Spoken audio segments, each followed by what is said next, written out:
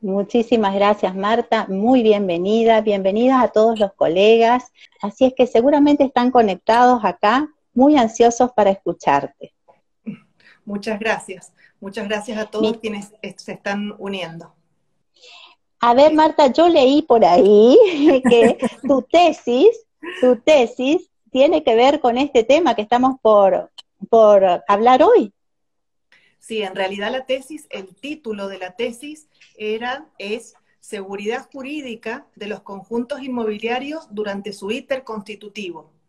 Considerando el íter constitutivo, o el camino de su configuración como tales, como conjuntos inmobiliarios, desde que empieza la obra de urbanización hasta que se logra la escrituración a sus destinatarios finales y se configuran hoy como derecho real de propiedad horizontal especial. Y dentro de todo ese trabajo, un capítulo fue el de adecuación, que justamente tuvimos que agregar ese capítulo, también dirigida por, bueno, mi director de tesis, el escribano Marcelo Deos, cuando nos sorprendió a todos este tercer párrafo del 2075 con el deber de adecuación, y entonces quedaba la incógnita de si en qué medida afectaba o no a la seguridad jurídica esa pendencia del cumplimiento del deber del nuevo deber de adecuación. Entonces no quedó más remedio que agregar un capítulo que se hiciera más gorda la tesis que tantos años me llevó, porque entre las actividades de mamá, de trabajo profesional, de las cátedras, la verdad que cuesta hacer una tesis. Por eso para mí hoy es una alegría compartirla, ¿no? Porque es fruto del trabajo de mucho tiempo. Igual, como te digo, eso fue un capítulo, y que después te diría que como toda obra, cuando uno la termina, siempre la va perfeccionando, le va agregando algo. Bueno, ahora en pandemia, que hemos estado todos tan estudiosos, bueno, también a raíz del disparador que resultó las resoluciones 25 y 27 de IGJ, de Cava, bueno, eso sirvió para motorizar nuevamente los estudios del tema de adecuación.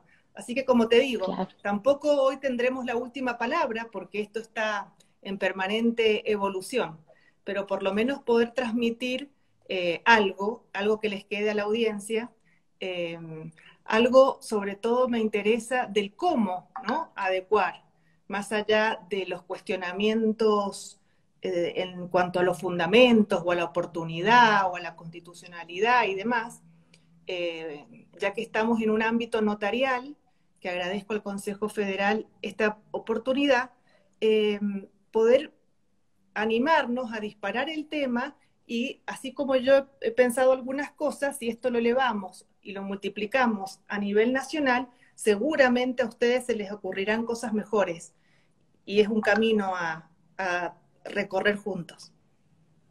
Muy bien, excelente. Es que, de hecho, ciencias sociales, no estamos en ciencias exactas donde 2 más 2 es 4 seguro. Es discutible todo, y lo hermoso es que a veces en la disidencia crecemos y aprendemos muchísimo. Así es que eso es lo importante de poder saber y estudiar las distintas posiciones doctrinarias, porque en eso consiste el crecimiento académico. Así es, así es. Así que excelente. Este tema estuvo recientemente tratado en el seminario Laureano Moreira de la semana pasada, si mal no recuerdo. Sí, todo un allí éxito. Exacto.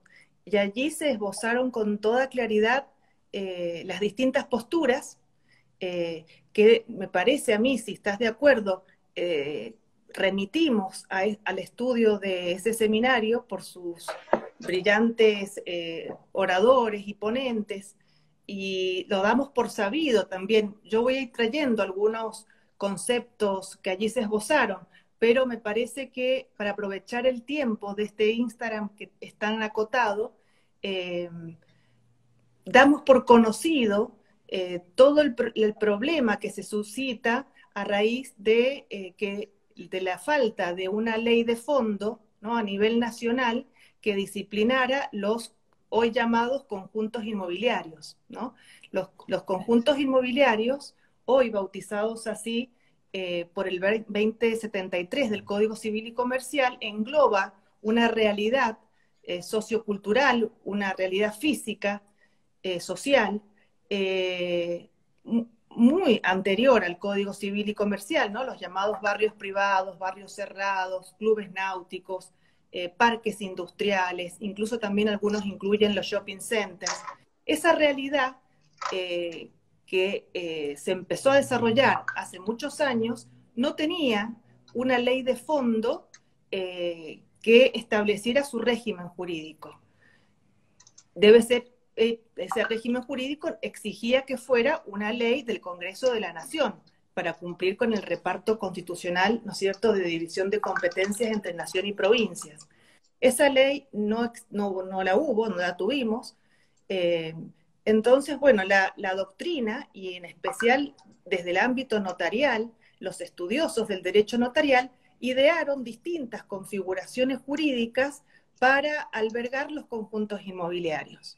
Entonces, nada, las menciono nada más, pero no quiero dedicar demasiado tiempo. Sepan que algunos se disciplinaron como dominio, dando dominio a los lotes más condominio a los accesorios indispensables, bajo la figura de accesorios indispensables, un condominio de indivisión forzosa sobre los accesos y partes de uso común.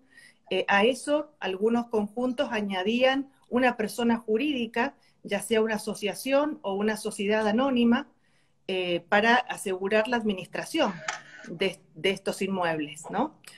A eso algunos añadían servidumbres cruzadas o servidumbres prediales activas y pasivas entre los inmuebles que integran el conjunto, a los efectos de asegurar el cumplimiento de los reglamentos de construcciones, básicamente, y de edificación, y a los efectos también, de alguna forma, darle oponibilidad, digamos, con eficacia erga omnes, frente a terceros, de esos reglamentos y esas limitaciones a la propiedad que, si se mantenían dentro del campo de los derechos personales, carecían, ¿no es cierto?, de esa oponibilidad frente a terceros. Entonces, bajo el ropaje de servidumbres, se lograba el acceso indirecto de los reglamentos a los registros, ¿no? En algunas jurisdicciones del país, sobre todo en provincia de Buenos Aires y algunas otras provincias, se permitió también reglamentar los conjuntos inmobiliarios haciendo uso a la ley 13.512 de propiedad horizontal clásica, común, ¿no? Sí, haciendo una interpretación también. Hubo que hacer una interpretación finalista y práctica de esa ley, porque en principio una lectura literal de la 13.512 hubiera hecho imposible disciplinarlos bajo esa figura, porque recordemos que para la ley 13.512 se exige que el terreno sobre el que pisa la totalidad del conjunto sea común en calidad de indiviso, y además exige la existencia, al menos futura, si no actual, de una edificación, de un edificio, ¿no? Entonces se hizo toda una interpretación, primero doctrinaria, luego jurisprudencial y luego mediante el famoso decreto 947 para lograr interpretar de que era posible aplicar la propiedad horizontal clásica a los conjuntos inmobiliarios, pero sin que sea necesariamente común el terreno y sin la exigencia actual de la edificación, como una unidad a construir, que luego conllevaba la necesidad de modificar reglamentos y demás. Bueno, ese fue el problema. Un problema que en 2015, ¿no es cierto?, con la entrada en vigencia del nuevo Código Civil y Comercial, estrenamos un derecho real nuevo, que la doctrina ha llamado propiedad horizontal especial, para distinguirla de la propiedad horizontal común, pero que básicamente, bueno, los autores discrepan, ¿no? Algunos dicen que es un derecho real autónomo, otros no, pero en definitiva se trata básicamente de las normas de la propiedad horizontal con algunas especificaciones que son las que establece el título sexto, ¿no es cierto?, del libro cuarto. ese es el problema, ¿no? Entonces, si te parece, yo te pediría que me avises unos minutos antes para redondear, pero yo dividiría la exposición de hoy en pensamientos de lege lata, ¿no? Con el derecho vigente y algunas propuestas de lege ferenda, ¿no? Bueno, como les decía entonces, en este intento de dar un contenido al 2075 de lege lata, ¿no es cierto? Porque de más está que como notarios planteáramos la inconstitucionalidad. A lo mejor eso le puede resultar más interesante a un buffet de abogados, pero pienso que nuestra misión como escribanos es un poco la que nos dice los fundamentos del proyecto, ¿no es cierto? Y es velar para interpretar las voluntades de las partes, acomodarlas al ordenamiento jurídico, no limitarnos a la función fedataria, sino avanzar también en una función social de nuestro servicio.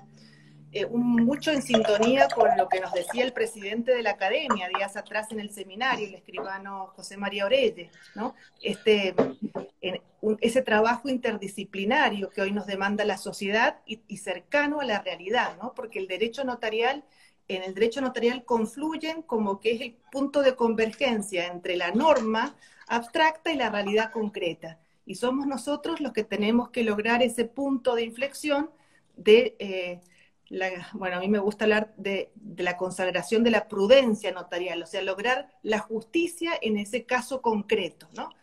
Bien, entonces, en este intento de dar un contenido al deber de adecuar que nace del tercer párrafo del 2075, con un equipo de queridos amigos escribanos y con colegas también, tanto de Buenos Aires, de provincia, de Mendoza, bueno, muchos colegas a lo largo y ancho del país, estamos tratando de aportar algún granito de arena en que esta adecuación sea viable, ¿no? Desde la sede notarial, como una suerte de nueva incumbencia notarial que no la buscamos, para la cual nadie hizo ningún lobby, que al contrario nos sorprendió un día y vemos que la sociedad nos ha puesto en esta situación de tener que salir a dar una respuesta, porque somos los escribanos los que recibimos las primeras consultas de los desarrollistas o de los propietarios de los distintos barrios, más ahora cuando se sorprendieron con las noticias de la resolución de IGJ. Esto, ¿qué tenemos que hacer? ¿Cómo lo hacemos? ¿Es posible? Porque queda en el inconsciente esto de que no tiene sanción, no tiene plazo, no tiene procedimiento, entonces pareciera que no hay que hacer nada. ¿Y qué pasa? Los escribanos, o al menos yo por formación o por un defecto de formación, estamos acostumbrados a cumplir las leyes. Entonces, bueno, si nos convenciéramos que esta ley no hay que cumplirla porque no es buena, porque no es razonable, porque no es oportuna, porque es imposible, tendríamos que institucionalmente bregar por su modificación o por su reglamentación o por último por su derogación, ¿no? Pero en principio me parece que tenemos que tratarle de dar un contenido constitucional, porque es sabido, ¿no es cierto?, que la declaración de inconstitucionalidad debería ser la última ratio interpretativa. En principio debemos interpretar las leyes conforme a la Constitución Nacional. Interpretándola así, partiendo desde la Constitución Nacional, pienso que los escribanos tenemos que velar en nuestras escribanías, cuando nos llega un caso de una posible adecuación, por velar de proteger los derechos garantizados por nuestra Constitución Nacional, por empezar, que serían en este caso los que estarían comprometidos el derecho de propiedad, en el sentido que ha dado la Corte al contenido económico, ¿no?, del derecho de propiedad, y independientemente de su configuración como derecho real o personal, ¿no? Es decir, todo aquello que integra el patrimonio de las personas más allá de su vida y de su libertad. Ese contenido económico no lo podemos nunca trastocar, es un valor constitucionalmente protegido que debemos respetar y jamás avasallar. Y el otro también que acá entra a tallar es el derecho de defensa. Es decir, que antes de cualquier intento adecuatorio, deberíamos asegurarnos como escribanos de brindar el debido asesoramiento y la debida información a todos los eventuales sujetos comprometidos en estas adecuaciones, para así dar la oportunidad de poder hacer valer sus derechos de oponerse, derecho que deberá estar fundado en un interés legítimo. No puede un consorcista oponerse a adecuar porque no quiere pagar expensas, por ejemplo. Ese no sería un interés legítimo que merezca protección constitucional.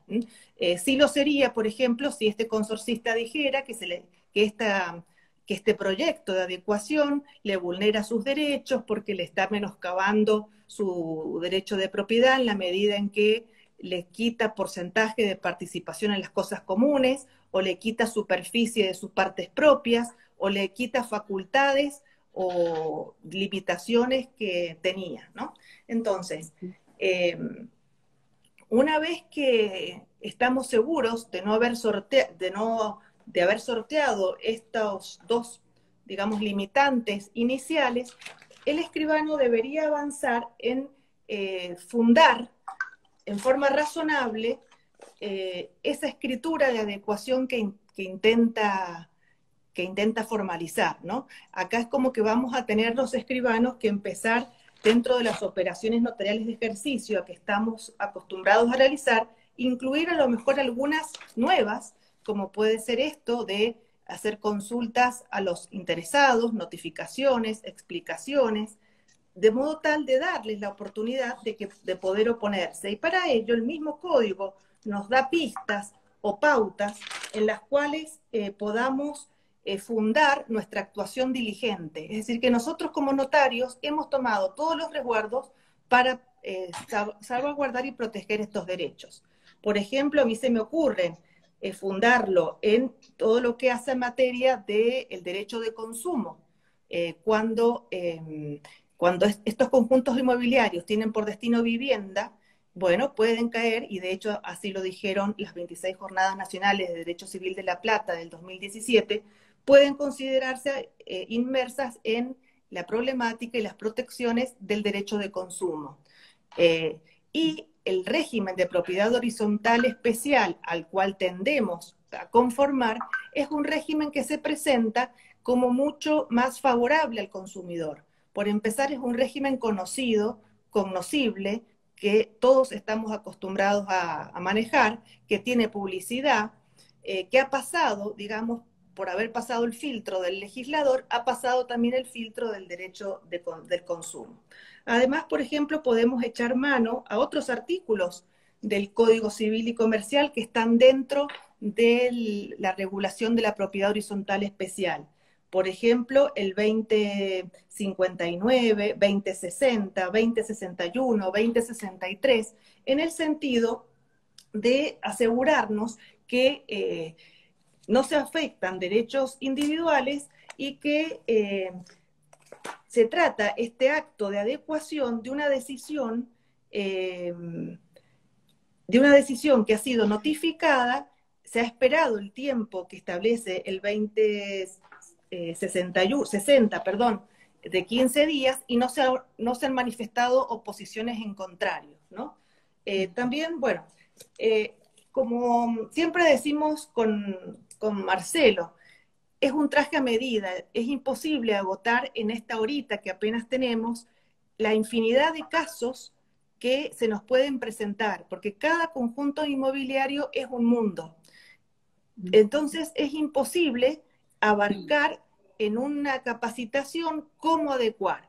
Eso dependerá de la experticia del escribano que está a cargo para agotar todas las diligencias que estén a su alcance de forma tal de llevar a cabo este acto adecuatorio, que tiene por fin adecuar al conjunto inmobiliario a las previsiones normativas del derecho real de propiedad horizontal especial. Fíjense que el tercer párrafo no nos dice que debemos adecuar el objeto, ¿no? Nos dice que debemos adecuar el conjunto inmobiliario a las previsiones normativas. O sea, tenemos que hacer aplicable el régimen legal de la propiedad horizontal especial.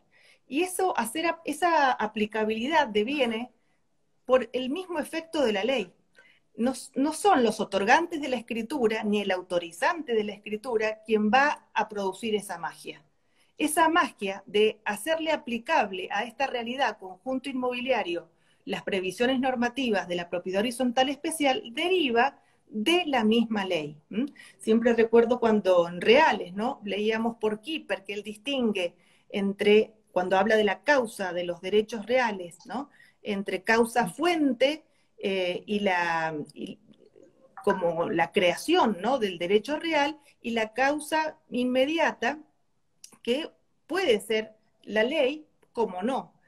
Sabemos que todos los derechos reales son creados y únicamente por la ley, y en ese sentido todos tienen por causa la ley, pero tenemos luego adquisiciones originarias, adquisiciones derivadas, ¿no?, título o modo en las derivadas, bueno, en las sucesiones su propio régimen, y también tenemos dentro de la causa de los derechos reales las adquisiciones legales, ¿no es cierto?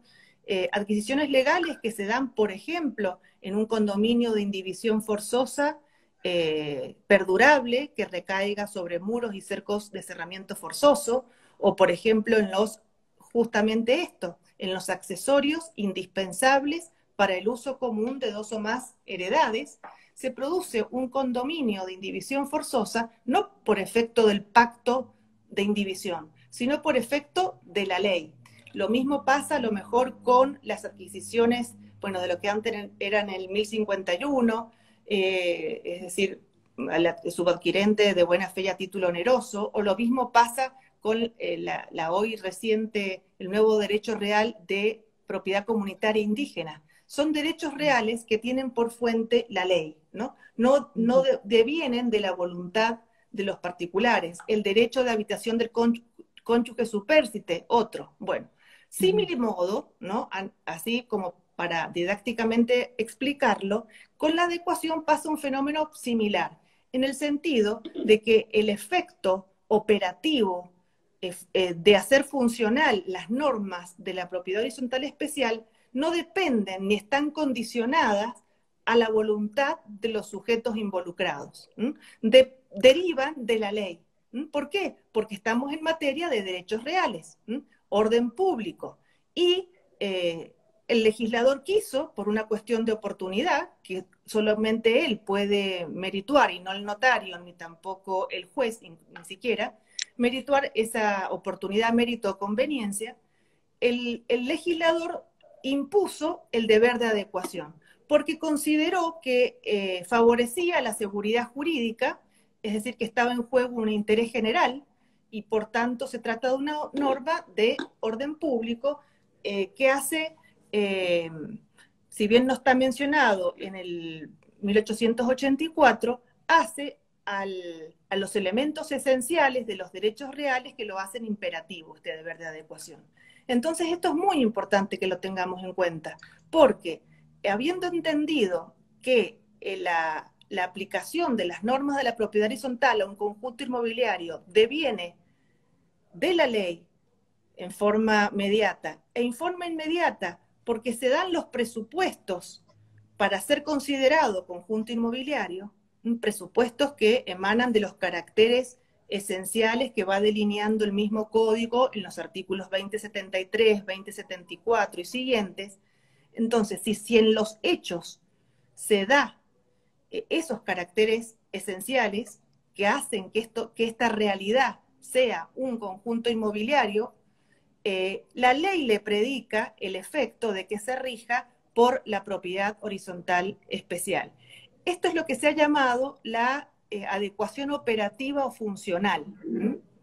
Pero quienes primero se expusieron esta postura, que fueron la doctora Alicia Puerta y la doctora María Laura Negroni, de mi provincia, ellos la pensaban en un principio en el sentido de que era un efecto retroactivo de la ley que había dispuesto en contrario, en consonancia con el artículo 7 del Código Civil y Comercial, que permitiría el efecto retroactivo cuando sea expresamente establecido, ¿no es cierto? Siempre que se respetaran las garantías constitucionales. Entonces, en un principio, la doctrina pensaba, y de hecho muchos autores lo continúan pensando, que esta ley de propiedad horizontal especial, Código Civil y Comercial, es operativo en sí mismo, no requiere ningún acto adecuatorio. Tan es así que si hay un conflicto y ese conflicto llegara a tribunales, los jueces fallarían, como lo vienen haciendo últimamente, aplicando ipso iure la propiedad horizontal especial, estén o no estén adecuados. Por ejemplo, eso lo vemos en el tema de las expensas, que se ha concedido la vía ejecutiva, más allá de que sea o no propiedad horizontal o propiedad horizontal especial, o incluso ni siquiera se haya adecuado, ¿no? Bien, esa postura originaria, pensada, que se empezó a pensar ya en las jornadas bonaerenses de 2015, si mal no recuerdo, donde la doctora Puerta ya mencionó esta adecuación operativa funcional, ha ido también evolucionando, como estamos todos evolucionando, como decía al principio del encuentro de hoy. Y hoy ya se advierte también en la utilidad, en la necesidad de que además de que tenga efectos operativos en sí mismo, porque lo diga la ley, eso se viabilice en algún instrumento que abra las puertas al registro de los reglamentos para darle oponibilidad frente a terceros de todas las limitantes al dominio o al derecho real que esté involucrado, y para, de alguna manera, dar previsibilidad, porque la gran mayoría de los casos no llegan a tribunales. La gente cuando entra a un barrio privado lo que menos quiere es terminar con un juicio, quiere vivir tranquilo, pero quiere saber bajo qué reglas se deben manejar las asambleas, las expensas, el régimen disciplinario, y entonces es bueno contar con algún texto ordenado de reglamento que, partiendo del reglamento que tenían cuando se constituyó ese barrio, o bien cuando el propietario se adhirió, simplemente lo adecue a las previsiones normativas de la propiedad horizontal especial, teniendo en cuenta aquellas normas que son estatutarias, de los cuales las partes no se podrían apartar, y muchos reglamentos hoy en día se apartan. Pensemos en unas reglamentaciones abusivas del derecho de preferencia o del derecho de admisión o del régimen de la designación del primer administrador o de pago de expensas, exceptuando del pago al desarrollista por años. Bueno, hay muchos elementos que uno se encuentra en los reglamentos viejos que no están adecuados, que no están conforme los paradigmas del nuevo Código Civil y Comercial. Entonces los escribanos somos los profesionales por oficio más capacitados para hacer esta traducción, para traducir los antiguos regímenes jurídicos al nuevo Código Civil y Comercial. ¿Por qué? Porque, como dije al principio, es adecuar, es cambiar el nomen juris, es cambiar el régimen jurídico, que no lo cambia el notario ni las partes, ya lo cambió la ley, lo cambió el código desde el 2015, y es articular planimetrías con derechos, con titulaciones, con regímenes jurídicos y con registraciones. Y eso, decime si no, es lo que permanentemente estamos acostumbrados los escribanos a manejar. Ahora bien, esta postura que intenta dar este contenido asequible, factible de interpretación, se encuentra con algunas limitantes, como lo dije, los derechos adquiridos, consolidados, que bajo ningún concepto podemos tocar, el derecho de defensa, y también necesitamos articular mecanismos de consensos con todos los organismos involucrados en estos procesos de adecuación. Mínimamente catastro, registros notariales y registros inmobiliarios, para que estas escrituras fluyan de alguna manera. Es decir, que quien califique el acto adecuatorio sea el notario, partiendo de un soporte planimétrico, ya sea las antiguas planimetrías actualizadas en el sentido de traducidas o o mediante un esquema de planillas acomodadas a la nueva terminología de propiedad horizontal especial, es decir, lo que era parcela es unidad funcional. Eh, y nada, simplemente que esa escritura se limite a practicar esa adecuación, esa traducción del nomen juris sin avanzar en otro tipo de cambios estructurales que ya excederían el concepto de lo que es adecuación y obviamente requeriría la participación de las voluntades de todos los sujetos involucrados. Yo lo que estoy hablando es lo que la doctrina entiende estrictamente por adecuación, es decir, una acomodación a ser aplicables las normas de la propiedad horizontal especial. No estoy hablando de una reconversión o de una transformación que evidentemente que aquellos conjuntos que así lo hicieran y se reafectaran o se constituyeran de nuevo, obviamente por demás también cumplirían con el deber de adecuación. Pero no es eso lo que nos exige el 2075. No confundamos eso con adecuación porque eso es otra cosa. ¿Y qué pasa? Si le exigimos básicamente lo que se ha llamado la unanimidad o la concurrencia de la voluntad de todos los sujetos involucrados, obviamente que se torna de imposible cumplimiento. Y en realidad resulta contradictorio, porque si hemos partido de que es una interpretación de acuerdo con la Constitución y después le exigimos recaudos, que es como si se estuvieran afectando derechos patrimoniales, es como que la postura no es coherente, ¿no?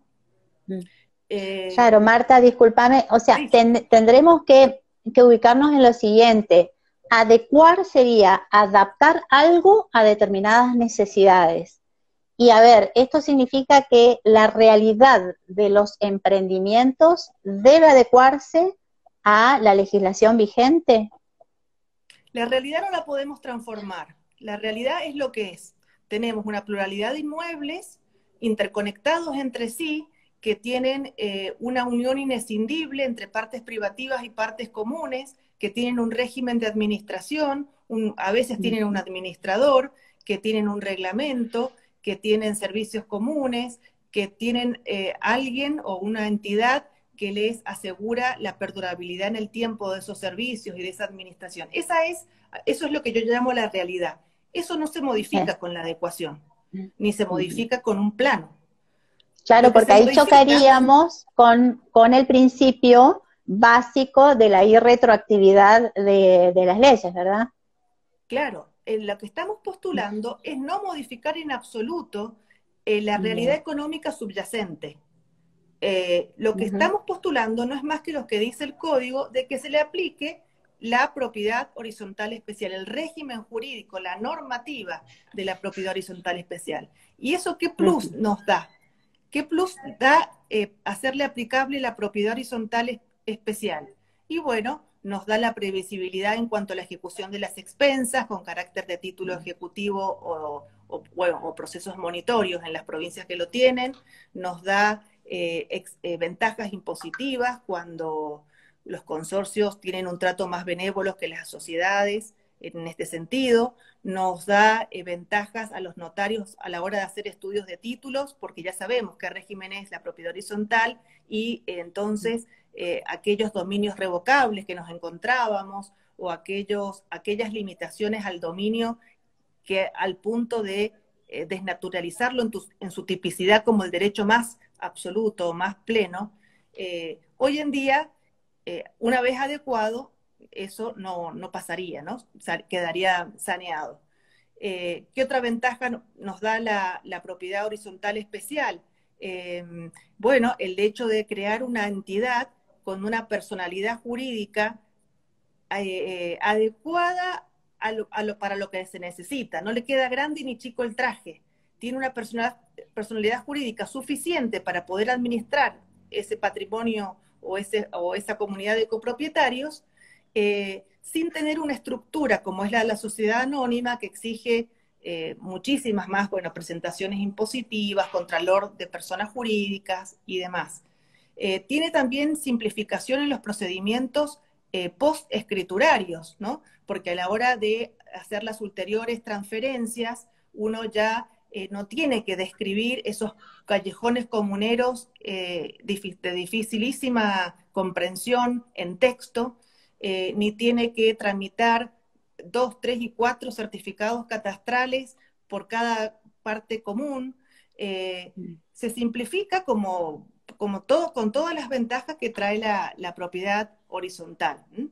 Eh, Ese sería más o menos la postura. No sé si se va entendiendo. Sí, sí, para adaptarlo, en el sentido que tú lo has dicho muy bien, deberíamos autorizar un reglamento de propiedad horizontal especial. Correcto. Con Marcelo hemos pensado un posible esquema de una escritura de cómo sería este reglamento. Escritura de reglamento de adecuación, ¿no? Porque no sería lo mismo que un reglamento de propiedad horizontal de la nada, es un reglamento de adecuación. Que la primer duda que nos va a surgir es quién comparece, ¿no? ¿Quién solicita o quién Claro. requiere? Bueno, y el famoso tema que acá nos surge es la legitimación. La legitimación. Y por eso yo hice tanto hincapié en que acá quien legitima es la ley. No tengo yo que hacer devenir el efecto adecuatorio del requirente, ¿no? Entonces, que deba hacer comparecer a uno, a todos, a la mayoría, o a un extraño, porque no deviene de su voluntad, deviene de la ley. Entonces, lo que sí tiene que ser muy meduloso el escribano es en desentrañar con el estudio de títulos, con el estudio de planimetría, con la composición actual de ese barrio, de que verdaderamente estamos ante un conjunto inmobiliario, hoy llamado conjunto inmobiliario, porque se constituyó llamándose barrio cerrado, llamándose club náutico, lo que fuera, pero hoy resulta que tiene más de un inmueble, una comunidad de inmuebles, que tiene partes comunes, que tiene partes privativas, que tiene un consorcio, que tiene un régimen de administración, bueno, que tiene gastos comunes. Y bueno, eso es entonces un conjunto inmobiliario y por tanto no porque lo digan las partes que comparecen, porque lo dice la ley, se debe regir por el derecho real de propiedad horizontal especial.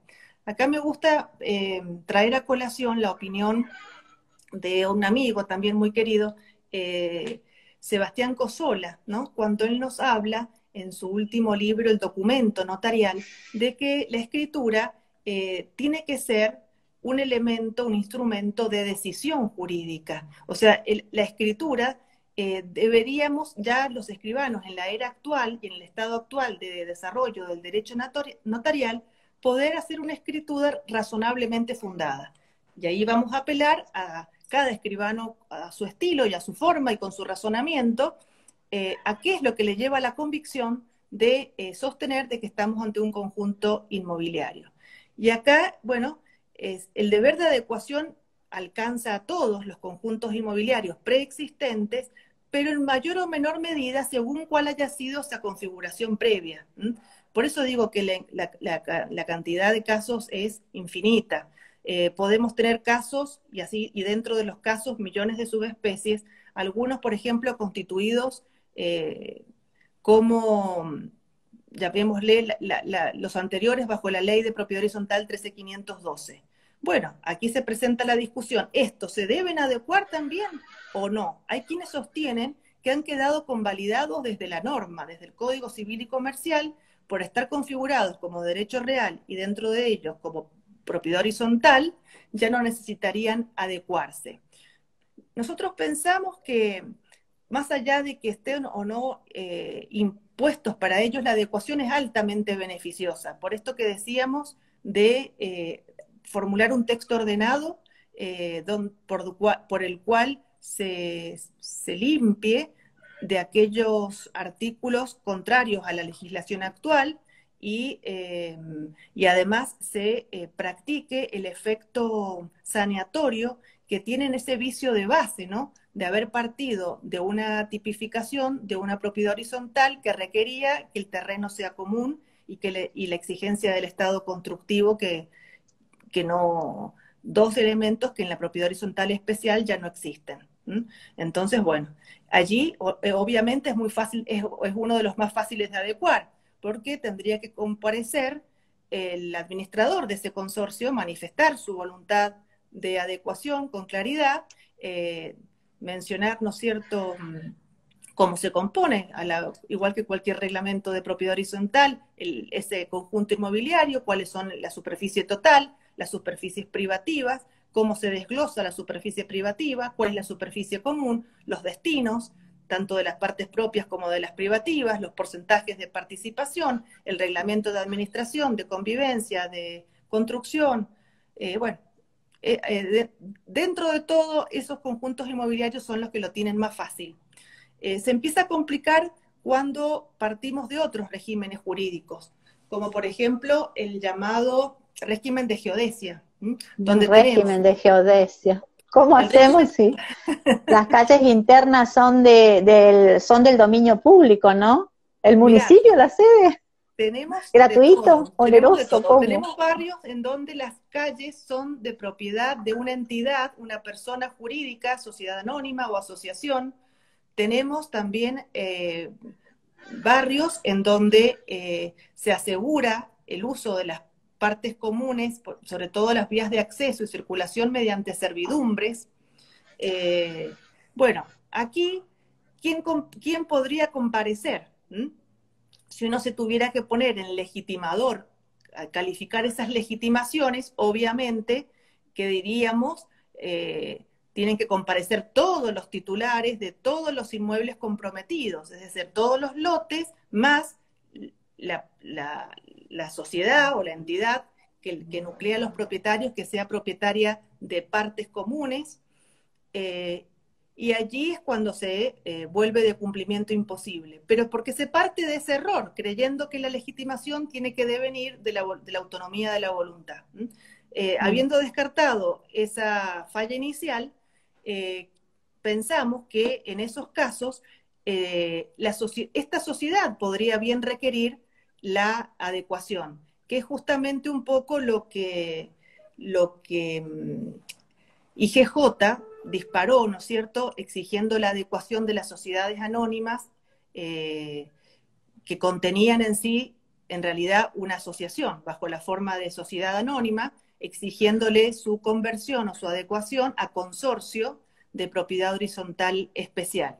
Entonces allí, considerando que esto no se trata de un acto de disposición, sino que es un acto conservatorio de cumplimiento de la ley, bien podría, incluso para preservar su responsabilidad, más en Cava, donde está amenazado con sanciones, comparecer el administrador y requerir esta escritura de adecuación. En lo posible, yo me aseguraría de contar con que ningún propietario se oponga. Esto de que vimos de asegurar el derecho de defensa y darle un plazo, una intimación con un plazo, y obviamente que si hay conflictos, si alguien se opone, esto no queda más remedio que se dirima en sede judicial. Inclusive el código nos da la posibilidad de apelar a un paso previo, que son las asambleas judiciales, que también se podría echar mano.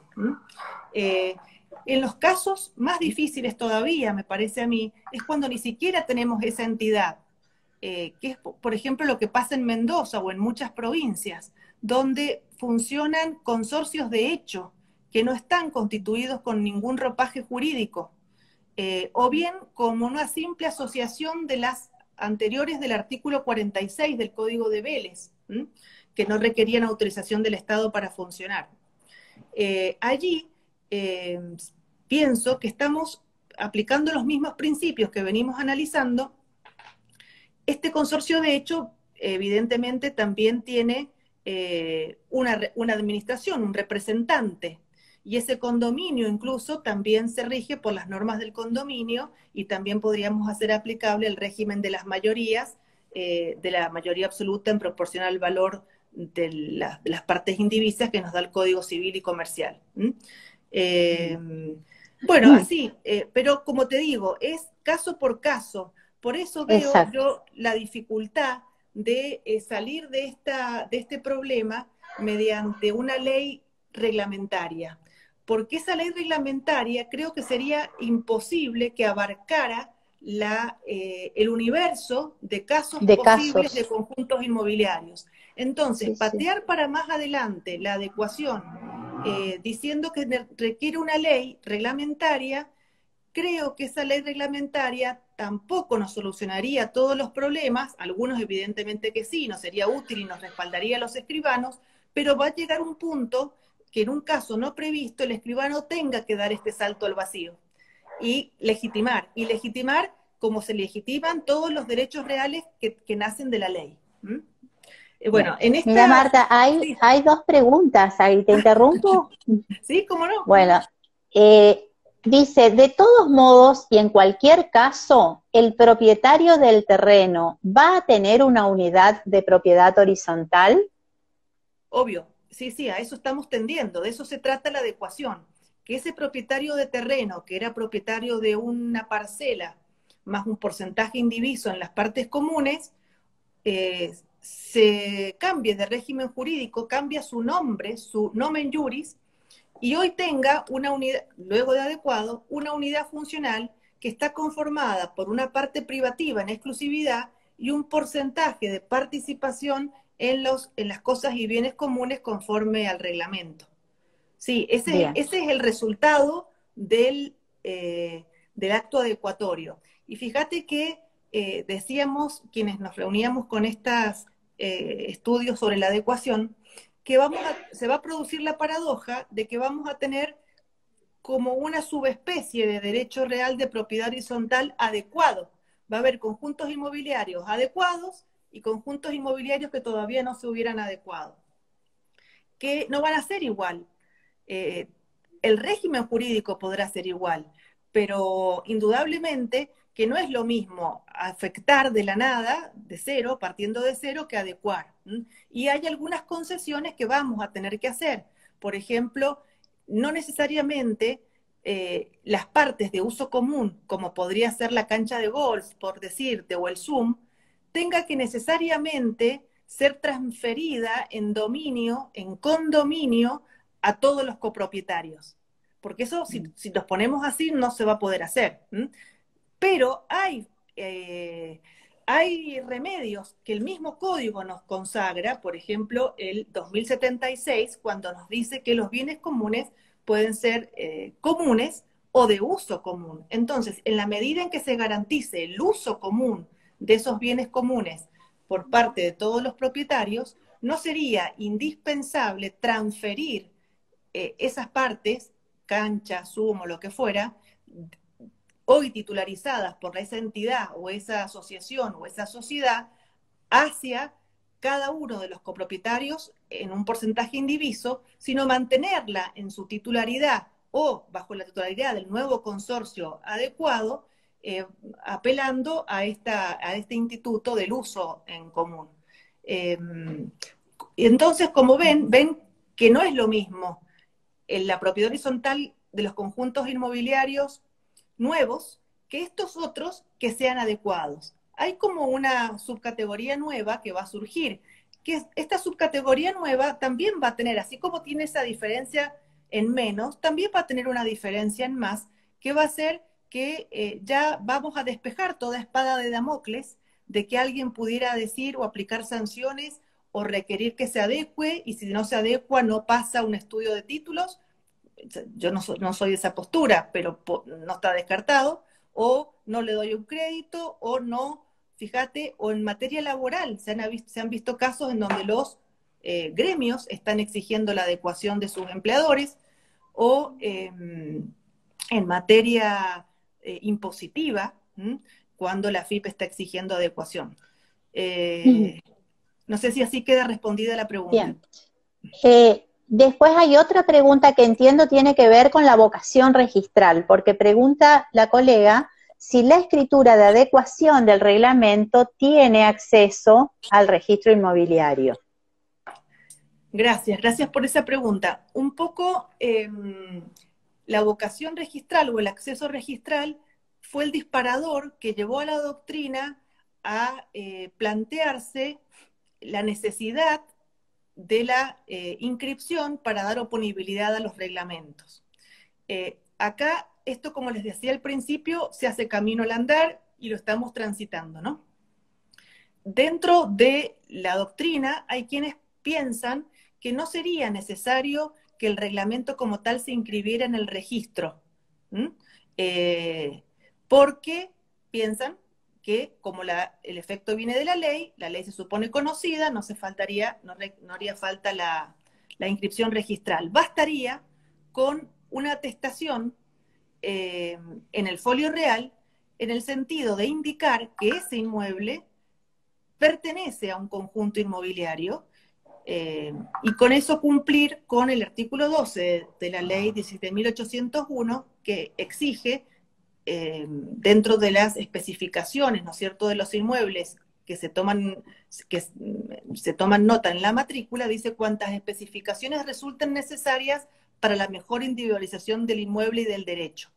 El hecho, la circunstancia de que un inmueble pertenezca a un conjunto inmobiliario es importante, porque de ello va a derivar toda el régimen jurídico que le deviene automáticamente de la ley. Entonces, mínimamente debería acceder al registro la atestación de que ese inmueble pertenece a un conjunto inmobiliario. Sería bueno, me parece a mí también, dar los datos de la publicidad cartular del reglamento, porque eso no cuesta nada, ya que se logra eso, remitir a la publicidad cartular del reglamento, me parece que brindaría utilidad para poder estudiar ese reglamento y tener libre acceso al reglamento. Si es que no se quiere hacer un legajo de reglamentos al modo tradicional de la propiedad horizontal común o especial nueva. Bueno, eso en cuanto a la... Bueno, con lo cual una presentación, por más que sea atestación, la tenemos que hacer en los registros inmobiliarios. Sí, por eso yo digo que es muy importante acá lograr estos consensos previos, porque a nadie le gustaría hacer una escritura de adecuación y luego que el registro no la inscriba o la observe o nos la inscriba provisional. Pienso yo que si el escribano lo ha fundado y legitimado correctamente, el registrador carecería de facultades para calificar lo que ya calificó el escribano en cuanto a la legitimación. Pienso, pero bueno, esto es un camino que hay que recorrer y hay que armar consensos en cada jurisdicción con catastros y con registros. Fíjate una curiosidad, ya que estamos hablando de registración, en Mendoza hubieron ya barrios, conjuntos inmobiliarios adecuados. No en el sentido de adecuación que estamos hablando ahora, sino para ser más tradicionales, con la unanimidad de todos y sí, básicamente eso, con la unanimidad de todos. Era prácticamente una refactura, un resometimiento, una afectación. Y sin embargo, el registro en un primer momento observó la escritura porque no se contaba con la conformidad de los acreedores hipotecarios al acto de adecuación. Pienso que esto es una calificación excesiva e improcedente. De hecho, el registro ya cambió de opinión y la revirtió, porque evidentemente que el acto de adecuación no menoscaba la garantía de los acreedores y ellos no podrían oponerse. Y eventualmente, si consideraran algún menoscabo en su garantía, no tendrían más que ejecutar la hipoteca o directamente la adecuación le va a ser inoponible. Con lo cual, eso ya se avanzó. En este camino que vamos recorriendo, hay muchas cosas que ya se han ido limando, ¿no? Una colega que había hecho la primera pregunta dice que no le quedó claro la situación de los conjuntos inmobiliarios preexistentes bajo la ley 13.512. No sé qué es lo que no le quedó claro. Los conjuntos inmobiliarios preexistentes que se hubieran conformado en la provincia de Buenos Aires o en alguna jurisdicción donde se permitía regularse bajo la ley 13.512, la pregunta es, primera pregunta, si a ellos también alcanza o no el deber de adecuación. Yo sostuve, y lo tengo escrito, en que no era necesario el deber que se adecuaran en esos supuestos, por cuanto visionariamente, digamos, anticipatoriamente acertaron en el régimen jurídico que luego, casualmente, resultó electo por el legislador como régimen jurídico imperativo. Y por tanto, el código ha resultado una suerte de convalidación de esas titulaciones y una suerte de conversión del terreno común en propio de cada unidad funcional conforme a la propiedad horizontal. Eso es una postura, pero evolucionando un poco en el pensamiento, veo la alta conveniencia de que no obstante, igual cumplan con el deber de adecuación. Por esto de producir un texto ordenado de estatuto bajo los nuevos paradigmas del actual Código Civil y Comercial de la Nación. Hay otra postura más laxa todavía que dice que si cualquiera conjunto, si se constituyó bajo algún paraguas de derecho real, no se tiene que adecuar, ¿no? Me parece que no corresponde esa interpretación, por cuanto lo dice expresamente el tercer párrafo del 2075, que se deben adecuar tanto los que se hubieran configurado como derechos personales, como aquellos que contuvieran derechos reales y derechos personales, es decir, formas mixtas. Y todos los configurados como derechos reales tienen configuraciones personales también solapadas. ¿Qué otra cosa son sino los reglamentos, sino derechos personales? Por más que además se protejan con servidumbres como derecho real. Es decir, que en todos hay elementos, configuraciones de derechos personales que es necesario adecuar. Si ustedes leen los fundamentos, no los fundamentos, perdón, los debates de la Comisión Bicameral, que fue justamente la que introdujo a partir de su dictamen el cambio de este agregado del tercer párrafo, justamente lo explican diciendo en la necesidad de adecuar estas configuraciones personales de los derechos reales anteriores. Recién no alcancé a explicar el supuesto de conjuntos inmobiliarios que estuvieran enteramente conformados bajo la órbita de derechos personales. Que sería, si nos ponemos en el contexto anterior al Código Civil y Comercial, serían los casos más patológicos o los casos más endebles desde lo jurídico. Si nosotros asesorábamos antes del Código Civil y Comercial, le hubiéramos dicho a nuestros requirentes, y comprar en un barrio en esas condiciones no tiene mucha seguridad. Si usted a lo mejor compra un barrio en donde el inmueble entero, sin dividir, permanece bajo la titularidad de una sociedad que puede darle derecho de uso a una parte materialmente determinada, o puede darle la acción unida a estos derechos de uso, la acción en la sociedad anónima.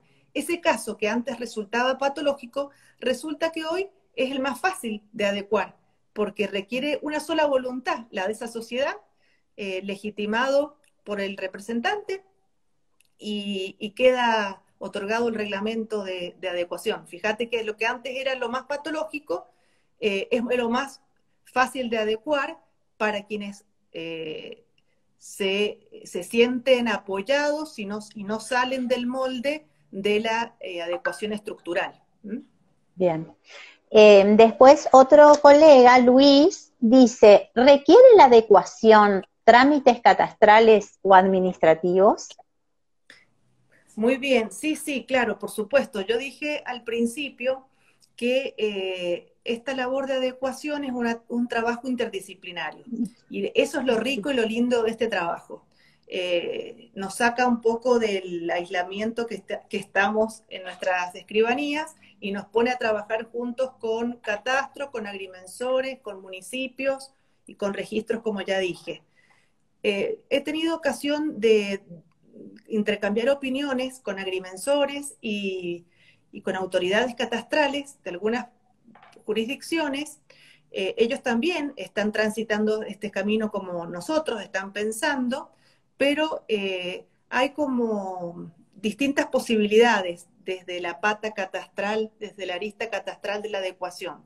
Hay quienes sostienen que no haría falta ninguna planimetría previa por cuanto no se afecta, no se altera el estado parcelario.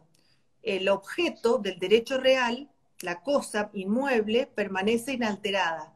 Y los elementos que varían no son el estado parcelario, sino que es el régimen jurídico. Y el régimen jurídico no emana de la planimetría. Y por tanto, no haría falta una planimetría.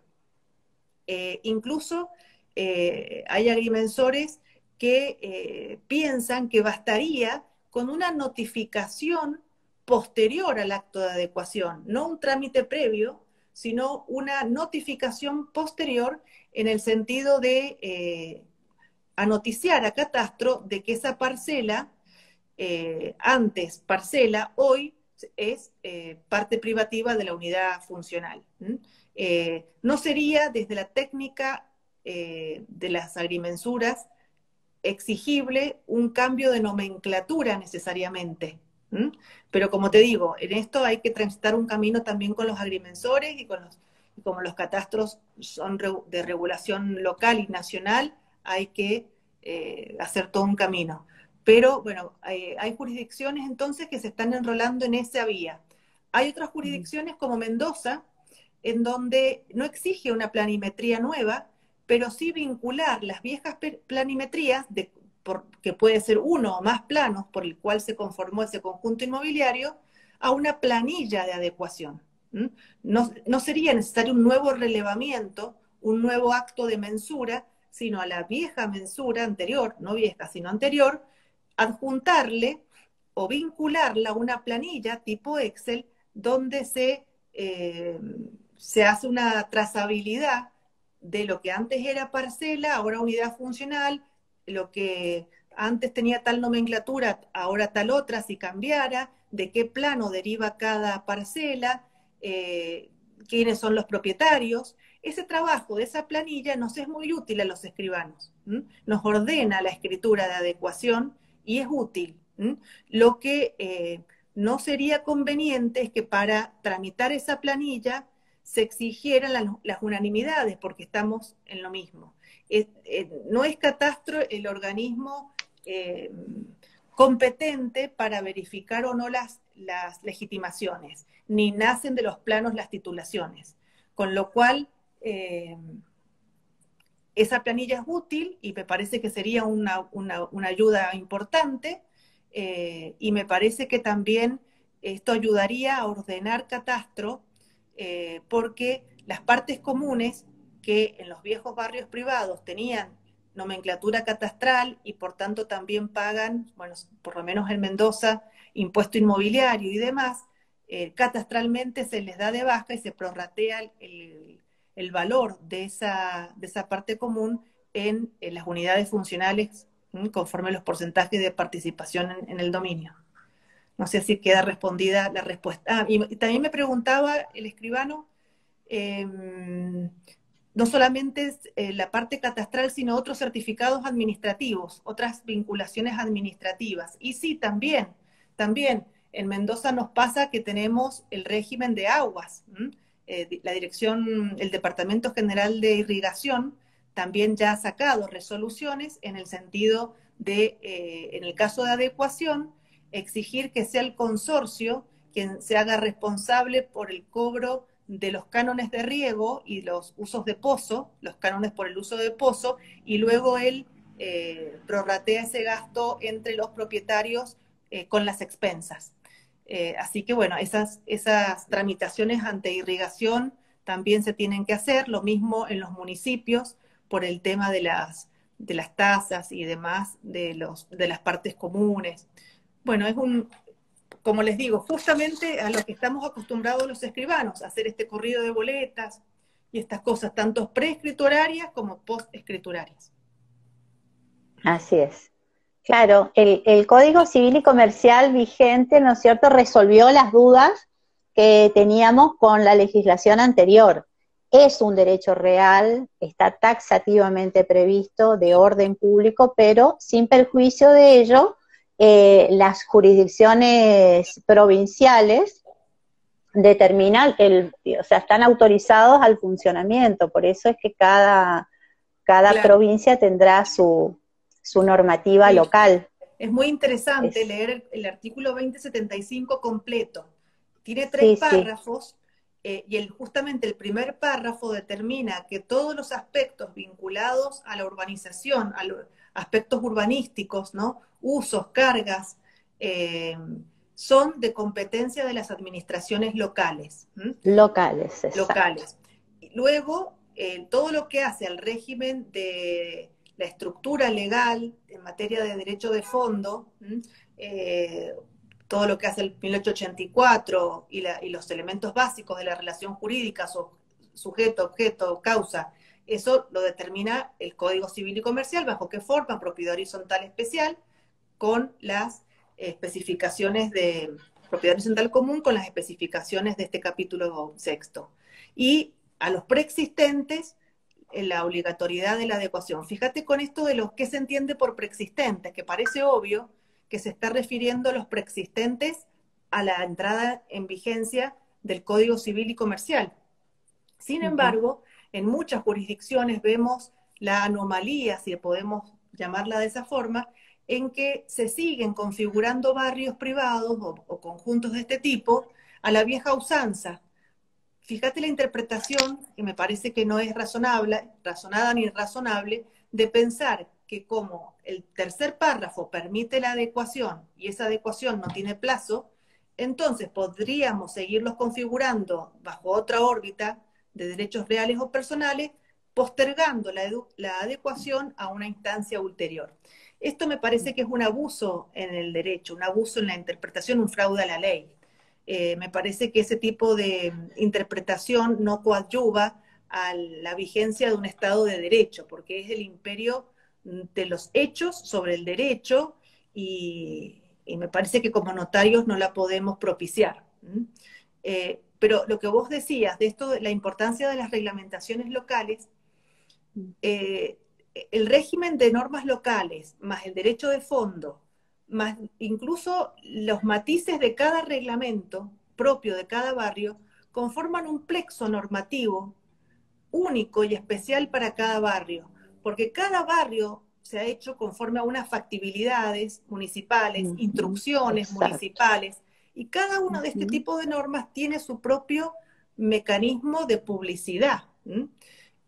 Así es. Por eso es que esto siempre insistimos en que es un traje a medida y que veo difícil que una ley pudiera abarcar la integridad del universo de casos. Y Sí, también sí. la importancia de que cada orden de competencias legislativas respete su ámbito, ¿no? Que las jurisdicciones locales no avancen sobre el derecho de fondo, que se respeten las autonomías locales en materia de urbanización, que los reglamentos reglamenten lo que es materia disponible, pero no las cuestiones que son estatutarias. Bueno, requiere una linda labor para el escribano. Bien, acá justamente un colega pregunta en cuanto a la legitimación. Dice, entonces, ¿no se requiere unanimidad?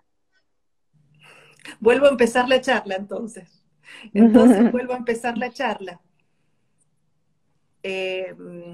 A ver, el punto acá está. La fuente es la ley, dijiste, cuando hablaste El punto de está en legitimación. definir que estamos en presencia de una adecuación que es operativa o funcional en la interpretación que estamos propiciando. ¿Qué significa esto? Que es operativa significa que rige la ley ipso iure, en forma automática, desde la fecha de su sanción. Por tanto, si a los conjuntos inmobiliarios se van a regir por la ley por la propiedad horizontal especial, no porque lo digan las partes, sino porque lo dijo el código. Por tanto, en la legitimación tengo que legitimar partiendo de esa premisa. Obviamente que si tengo la unanimidad me quedo tranquila y no tengo conflicto y sería la escritura ideal. Pero me parece que en muchos casos no la voy a tener y que entonces voy a tener que dar ese salto al vacío, digamos, fundándola de la forma que les he dicho, pero, a ver, en esto requiere de consensos, requiere que los notarios estemos unidos, enrolados en una postura fuerte, así como cuando no había ley. Remontémonos años atrás, cuando no había ninguna ley que disciplinara los conjuntos inmobiliarios, los hoy llamados conjuntos inmobiliarios. Y sin embargo, los escribanos no dejaron de hacer escrituras de barrios. Y ninguno se le dio por observar los títulos, a pesar de que eran títulos bastante delicados, por llamarlos moderadamente, porque establecían dominios con limitaciones más allá de lo que es el derecho real de dominio, condominios de indivisión forzosa sine die, cuando el condominio, según el Código de Vélez, era esencialmente divisible, propiedades horizontales en donde el terreno que debiera ser común quedaba privatizado en cada propietario, y eso los escribanos lo sorteamos, fuimos indulgentes cuando había que serlo, no lo observamos, y es más, ideamos todos estos regímenes jurídicos alternativos para darle vida a los conjuntos inmobiliarios. Y funcionó tan férreamente y tan bien funcionó que hasta el día de hoy son los conjuntos inmobiliarios que tenemos y los que están incólumes. Algo similar debería suceder ahora, en el sentido de que estas adecuaciones que hagamos como nueva incumbencia notarial tengan tal fuerza normativa que devenga de la comunidad notarial, que también tenga ese consenso como para pasar también un estudio de títulos o lo que fuera, y que nadie se le ocurra objetar la legitimación por falta de unanimidad. Claro, claro. Hay otras preguntas. Dice, buenas tardes. Buenas tardes. Si se otorgaron boletos sobre parcelas por parte del titular de un parque industria, dice, entiendo. Bueno, habría que ver si se trata de un conjunto inmobiliario o no. Si solo tiene boleto y no tiene escritura, tal vez sé porque ese barrio puede ser que ese conjunto no esté todavía constituido. Por eso es que tiene boleto y no escritura. Con lo cual no estamos en presencia de una adecuación, sino de una afectación. Habría que comenzar por afectarlo. Claro. Después, otra pregunta dice, ¿será que estaba conectada con otra? Walter, ¿este puede seguir escriturando y luego tendría legitimación para adecuar sin unanimidad? Walter, no sé con qué está relacionada esta pregunta tuya. Debe ser relacionada con la pregunta Walter, anterior. Es Walter con la del boleto, Marta. Claro, es por lo del boleto. Sí, es con el boleto, está relacionada. Claro, sí, la legitimación no deviene ni por el boleto ni por la escritura. Claro. Sí, creo que eso ya ha quedado respondido. Sí, exacto. Bueno, mira, Marta, te cuento que han pasado 24 minutos más de la hora indicada. Mil disculpas por robarte tanto tiempo, pero... A mí se me ha pasado volando. A mí se me ha pasado rapidísimo. Y bueno, en buena hora que hayamos tenido gente interesada con preguntas. Es difícil. Acá veo una pregunta del doctor Luberá. ¿Los boletos sobre esas parcelas encuentran su fundamento en el artículo 2070? Exacto. Con Miguel Ángel Luberá estuvimos también intercambiando opiniones sobre adecuación, y con toda razón coincido, porque el poseedor por boleto también es un sujeto obligado, por ejemplo, al pago de las expensas. No sé si por ese lado va tu razonamiento, Miguel Ángel.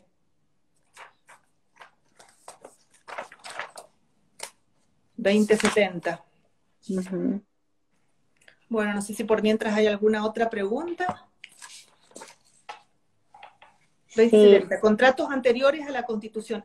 Lo está relacionando con la prehorizontalidad, perdón. El artículo 2070 habla de la prehorizontalidad que hoy en el nuevo Código Civil y Comercial no ha trocado en este seguro, ¿no? En los casos de boletos de compraventa sobre unidades integrantes de un futuro conjunto inmobiliario. Mira, Marta querida, está conectada la doctora Noemí Díez, que es Un la cariño directora grande de del Chaco, sí. registro de la ciudad de Resistencia. Y ella dice, nosotros desde el registro de la propiedad del Chaco no tendríamos problemas en inscribir, como dijo Marta, una escritura que diga que se adecúa al derecho real de conjunto inmobiliario. Para nosotros sería un asiento. De nota aclaratoria, artículo 33 de la ley 17.801. O, si lo prefiere el escribano, una escritura de modificación y adecuación. Muy bien, coincido. Tampoco, Perdón. tampoco exigiríamos la conformidad del acreedor hipotecario porque el inmueble solo pasa de ser un derecho real de propiedad horizontal al derecho real de conjunto inmobiliario. El inmueble no se transmite, solo cambia de un derecho real a otro. Excelente, coincido con cada uno de los postulados de la doctora Noemí Díez. También me viene bien sus aportes para, para mencionar la importancia de que en estos procesos de adecuación también se apele a la razonabilidad de los gastos, ¿no? Noemí ahí decía, hacerlo como una nota marginal o como una modificación de reglamento. Bueno, hay que ver también los gastos en tasas de inscripciones, ¿no? Para que esto sea acotado. Porque también si ponemos gastos excesivos, me parece que se torna inconstitucional por lo desproporcionado, ¿no? Y también me parece muy bien lo que aporta Noemí de la nota aclaratoria. Yo también lo pensé siempre como una atestación aclaratoria que no cambia el asiento del dominio de esa matrícula de folio real, ¿no? No en la columna o en el rubro A de titularidades, sino en el rubro de observaciones o notas marginales, que podría ser, no sé, según cada jurisdicción, la columna D o la columna E, no sé, según cómo esté organizada el folio real. Porque la adecuación no cambia la causa jurídica por el cual esta persona se hizo propietario de ese inmueble, que va a seguir siendo dueño porque lo compró, va a tener ese derecho real, solo que se le va a aplicar ahora el régimen de la propiedad horizontal por efecto de la ley.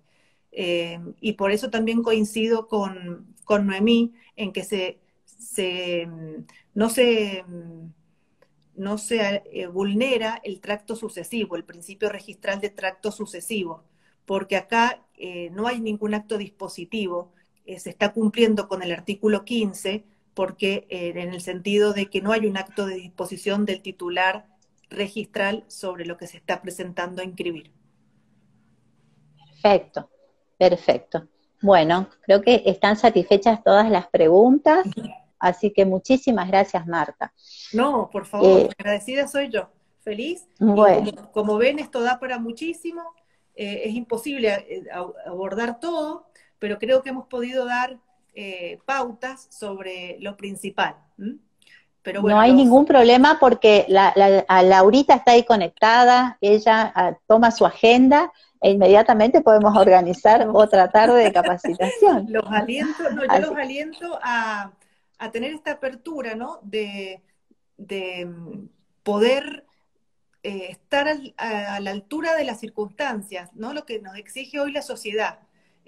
Nos ha venido como sortija, como premio este tercer párrafo al notariado, que no lo buscamos, no hicimos lobby. Tenemos la posibilidad de tener una nueva incumbencia. Podemos articularla en forma, no solamente que sea una ventaja corporativa para los escribanos, sino que podemos dar a la sociedad una utilidad concreta, ¿no? O podemos desaprovecharla y decir que es inconstitucional, para lo cual hay que hacer juicios en sede, digamos, con patrocinio letrado y en sede judicial, resultados que van a ser aplicables solamente a cada caso y no extrapolables a otro. Me parece que yo tomaría el guante de al menos intentarlo, pero, como repito, es necesario un gran consenso en el notariado, porque si no, Así es. no camina, no camina. Claro, claro, claro, porque luego después, a ver, donde el escribano dice, ante mí, doy Claro, fe y pongo la firma y sello, tiene que estar convencido de lo que hace porque tengo que fundamentar mi trabajo, ¿cierto? sí, Y sería sí. ideal estar unidos en eso por los estudios de títulos también. Exacto, exacto. Así Porque que lo peor que puede imagínate, pasar es que de esto resultaran títulos observables, ya sea por adecuar o claro, por no adecuar. Entonces acá claro, requiere un gran así es. consenso y también con los registradores y con la arista catastral. También aprovecho para cerrar en relación a mi tema, que yo te había dicho que lo iba a dividir de lege lata y de lege ferenda. Entonces, de Sí, lege ferenda, llegado la instancia que nos convenciéramos que es irrazonable, que es inconstitucional o que es imposible o lo que fuera, lo que tendríamos que hacer entonces institucionalmente es bregar por un proyecto también, ya sea derogatorio, liso y llano de este tercer párrafo, o ya sea por una ley que lo reglamente a nivel nacional. Eh, esa sería también la propuesta de lege ferenda, porque me parece que mira, institucionalmente no podemos sostener que las leyes no se cumplan. O bregamos por así su es. cambio o las cumplimos. Bueno, gracias Bueno, Marta, Eda, gracias un a gusto. todos por estar, un gusto. Nos encontramos el próximo sábado a las 18 horas. Gracias, gracias. Adiós. Adiós, adiós.